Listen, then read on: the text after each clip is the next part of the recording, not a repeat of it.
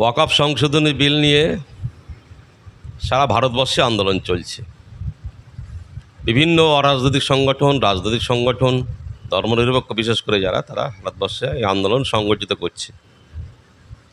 ইতিপূর্বে আমরা দেখেছি ভারতবর্ষের প্রধান প্রধান শহরগুলোতে অল ইন্ডিয়া পার্সোনাল ল বোর্ডের ডাকে, যেমন কর্ণাটকে হয়ে গেল, হায়দ্রাবাদে হয়ে গেল, বোম্বাইতে হয়ে গেল, আরও বিভিন্ন শহরে হচ্ছে এবং আমাদের কলকাতাতেও আগামী 26 তারিখে প্রোগ্রাম ডাকা হয়েছে।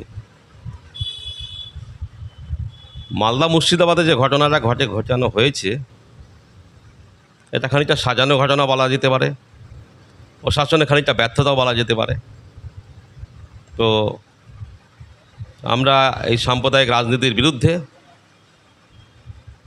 ব্যক্তিগতভাবে আপনারা দেখেছেন যে আমি আমাদের জেলায় বিভিন্ন জায়গায় প্রতিদিন 2-3টো করে আন্দোলনে উপস্থিত হচ্ছি, কখনো আমডাঙ্গা, কখনো হাওড়া জেলা, কখনো আমাদের জেলার বিভিন্ন জায়গায় আমি ব্যক্তিগতভাবে আন্দোলনে উপস্থিত হচ্ছি। তো আমরা যেটা বলতে চাইছি যে মুসলিমদের সম্পত্তি আল্লাহ তাআলার উদ্দেশ্যে যারা এই সম্পত্তি আমাদের আগের প্রজন্ম, তার আগের প্রজন্ম যারা দান করেছিলেন মুসলমানদের উপকারের অর্থে, মসজিদ চালানোর জন্যে, মাদ্রাসা চালানোর জন্যে, মক্তব চালানোর জন্যে, এতিমখানা চালানোর জন্যে, সর্বোপরি মুসলিম ছাত্রছাত্রী যারা গরিব মানুষ, প্রতিভা আছে কিন্তু অর্থের জন্যে পড়াশুনো করতে পারছে না, তাদের উচ্চশিক্ষার জন্যে, এই মুসলিমদের পার্সোনাল সম্পত্তি, এই সম্পত্তি আজকে মোদী সরকার, বিজেপি সরকার তারা হস্তক্ষেপ করতে চাইছেন এবং আইনও করেছেন। সেই আইনটা যে ভারতবর্ষের সংবিধানের পক্ষে নয়, সংবিধান বিরোধী, সেটা অলরেডি সুপ্রিম কোর্টের সাময়িক যে রায় সে তাতে প্রমাণিত হয়েছে। ভারতবর্ষের বিভিন্ন 25-26 আর্টিকেল এর বিরুদ্ধে সেটা প্রমাণিত হয়েছে। তো আমাদের লড়াই, সর্বত্র লড়াই চলবে।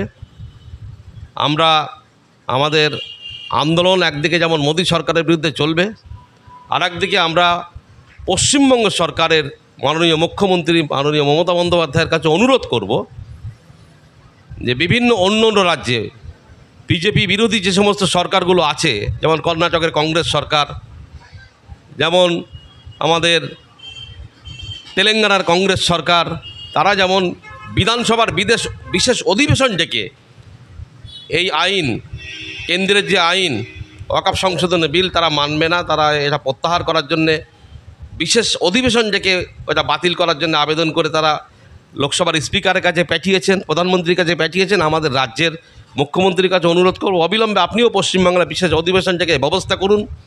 2 নম্বর হচ্ছে আমরা মুখ্যমন্ত্রীর কাছে অনুরোধ করব যে যখনই মুসলিম বিরোধী কোনো বিল আসে ভারতবর্ষের পার্লামেন্টে, এনআরসি হোক, 370 ধারা হোক বা বিভিন্ন মুসলিম বিরোধী বিল এলেই আমরা দেখেছি আপনার দলের বেশ কিছু এমপি রাজ্যসভায় বা লোকসভায় তারা অনুপস্থিত থাকেন। কিসের কারণে অনুপস্থিত থাকেন আমরা জানি না, কিন্তু আপনি যখন কালীঘাটে মিটিং ডাকেন এমপিদের নিয়ে, তখন একজন এমপি অনুপস্থিত থাকেন না। অবিলম্বে যারা, যে সমস্ত এমপিরা এই বিলের যেদিন ভারতবর্ষের পার্লামেন্টে উপস্থাপন হলো, ভোটাভুটি হলো, যারা অনুপস্থিত ছিলেন তাদের বিরুদ্ধে ব্যবস্থা গ্রহণ করতে হবে, তাদের বিরুদ্ধে অবশ্যই ব্যবস্থা গ্রহণ করতে হবে। 3 নম্বর হচ্ছে পশ্চিমবঙ্গের প্রচুর ওয়াকফ সম্পত্তি যেটা বেহাত হয়ে আছে, জবরদখল হয়ে আছে। অনেক অভিযোগ, বিভিন্ন আপনার দলের বড় বড় নেতামন্ত্রীদের বিরুদ্ধে অনেক অভিযোগ আছে, জানি না কতটা সত্যিতা। তো আমাদের কাছে অনুরোধ, আমরা বামফ্রন্টকে হাঁটিয়ে দিয়েছিলাম এই কারণে, যারা ওয়াকফ সম্পত্তি, আল্লাহর দেওয়া সম্পত্তি উদ্ধার করতে পারেনি বলে জবরদখল হয়ে গিয়েছিল, বেদখল হয়েছিল। ওয়াকফ আইনে বলছে যে ওয়াকফ বোর্ডের এই সম্পত্তি একটানা 12 বছর যদি কেউ দখল করে থাকে, এমনি দেশীয় আইনের ক্ষেত্রে তার খানিকটা প্রতিষ্ঠান, তার খানিকটা আইনের জায়গা পেয়ে যায়, কিন্তু ওয়াকফ সম্পত্তি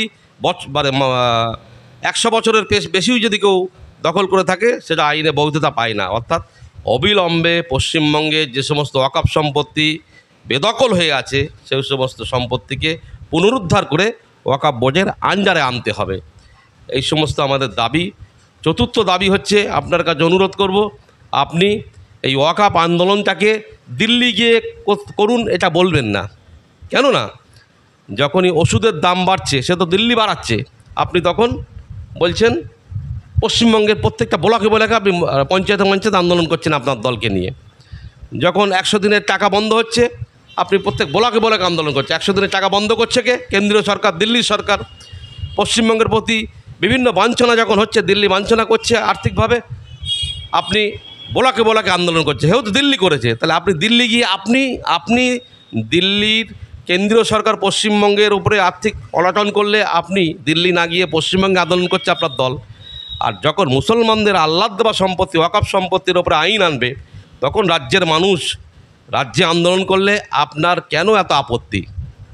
আপনার আপত্তি থাকা উচিত নয়, আপনি আপত্তি করবেন না। আপনি বলতে পারেন যে আপনারা গণতন্ত্র উপায়ে আপনারা শান্তিপূর্ণভাবে আন্দোলন করুন, এটা আপনি বলতে পারেন, এবং এই কথাটাই আমাদের সমর্থন আছে।